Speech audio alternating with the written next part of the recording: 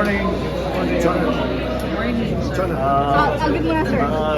As you have witnessed, we just did the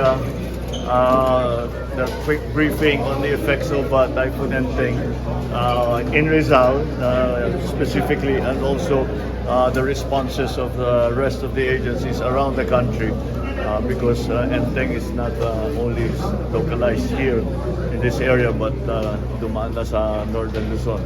So we are just having to deal with a very large volume of water that rained upon all of the affected areas.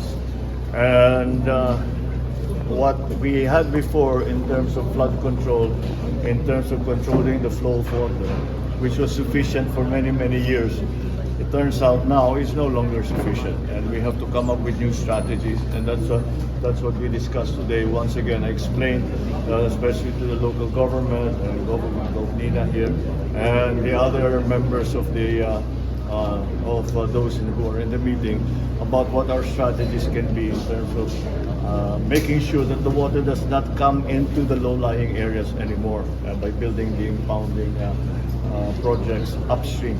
So, as a response, maayos naman ang response natin. Inaalala ko lang talaga, dahil kung kagaya ng nangyari sa Carina, na naubos lahat ng supply namin ng mga food pack, ng mga lahat ng gamit na binibigay natin as a relief response.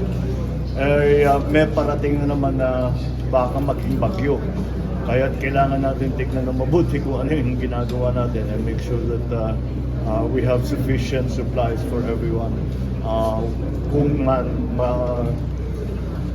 mangyari talaga yon na may dumating pang bagong bagyo pagkatapos itong Enteng, handa naman tayo na meron tayo sapat na supply para naman makatulong tayo at mabigyan natin ang tulong ng mga nadaanan naging biktima ng bagyo. So that's the state of play at the moment.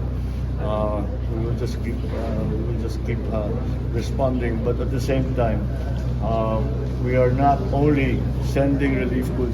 We are very, very busy planning the large-scale, long-term plan. Although we already have it, we still have to.